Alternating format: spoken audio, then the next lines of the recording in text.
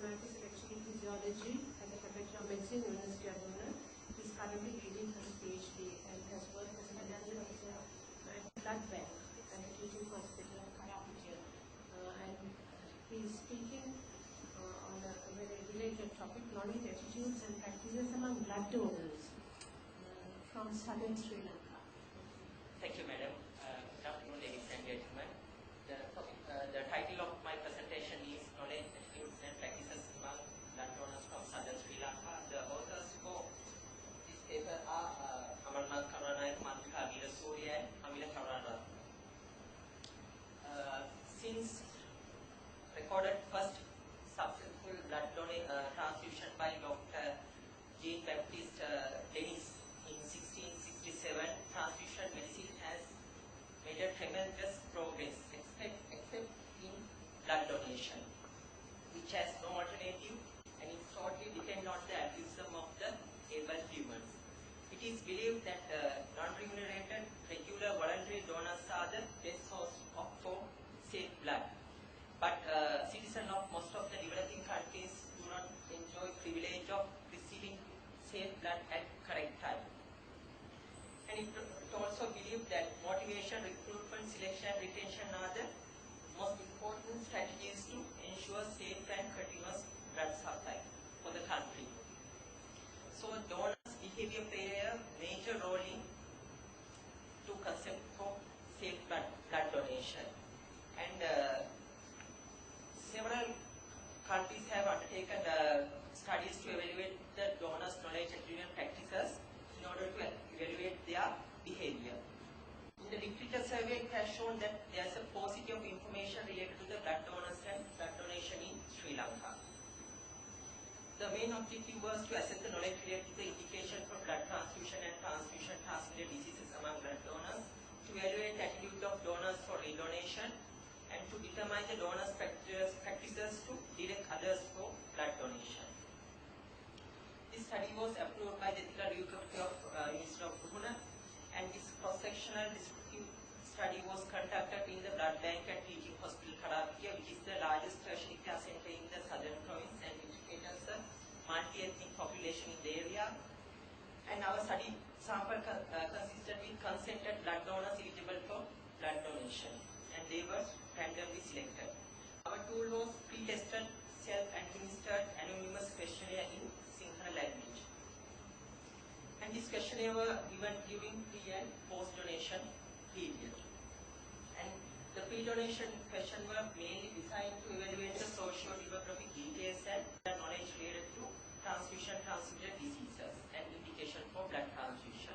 The post-donation questionnaire mainly evaluated donors' willingness for pre-donation and practice to direct others for donation.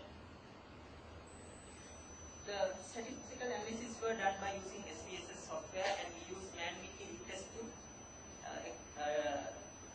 examine the differences between two groups.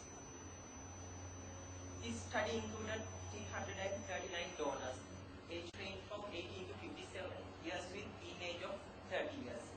And majority of them were married males and Sinhalese Buddhists and had education above the GCE or levels.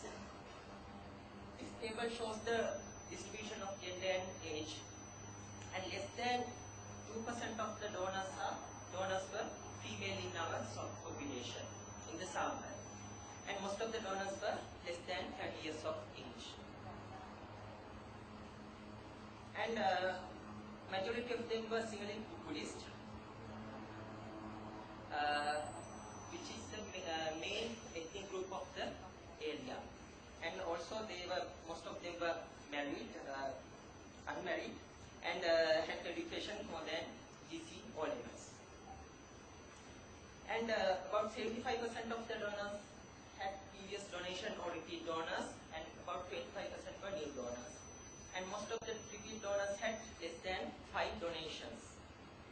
And majority of donors begin their donation before the 30 years of age.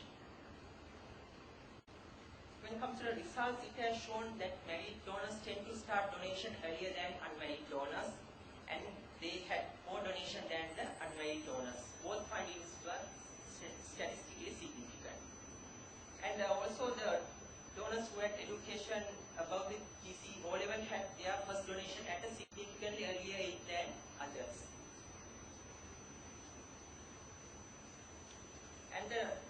age of the repeat donors were statistically higher than the new donors' age. And regular donors who had more than 5 donations started donation earlier than the occasional donors. The occasional donors are the donors who had less than 5 donations. And this is a significant finding. And the age of the donor was positively correlated with the number of donation. And the age at the first donation negatively correlated with the education of the donor and the number of the donations. About 99% of the donors knew at least one indication for blood transfusion. And repeat donors had a knowledge on HIV/AIDS as a transfusion-transmitted disease much more higher than the new donors, which is statistically significant. And about 60% of donors stated that sexually transmitted disease cannot be considered as a cause for transfusion-transmitted diseases. Out of these 339, only 9 donors were able to identify risk behaviors that can lead to transfusion-transmitted diseases. Basically, they cannot define what is unprotected sex. And as an additional factor, we have tried to probe the knowledge on thalassemia. It has shown that about 35% of donors knew that thalassemia can be prevented by pre-marriage blood test. And this knowledge related to thalassemia was significantly higher among the regular donors.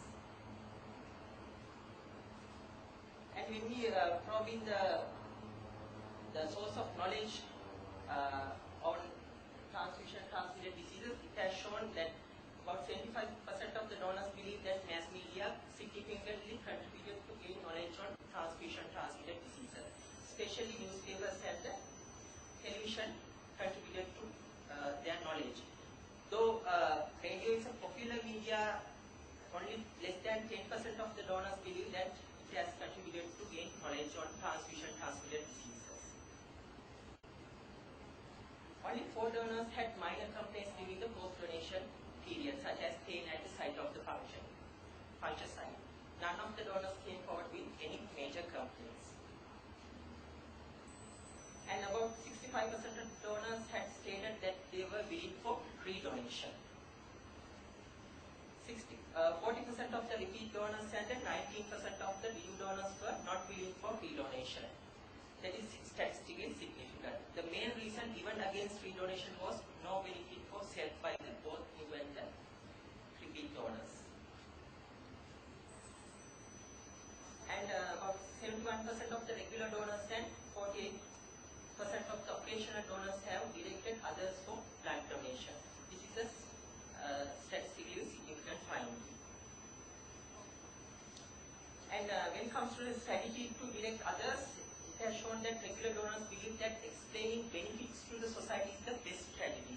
In contrast, occasional donors mentioned that accompanying donors to the blood bank as the best strategy to promote blood donation. When it comes to the discussion, the low female contribution for blood donation was seen in our study was also reported by previous studies. And it is believed that low hemoglobin, low weight, which are temporary referral conditions, were attributed for this low female contribution. But we don't know exact cause for low female distribution in Sri Lanka. And majority of the donors were Sinhalese Buddhist, who represented nearly 90% of the population of the southern province according to the Department of Census and Statistics. And this finding is similar to the all-island survey conducted in 1985 with the participation of nearly 27,000 donors. That shows that 96% of the donors were Sinhalese Buddhist populations. And we have reported that donors were from a young age group and from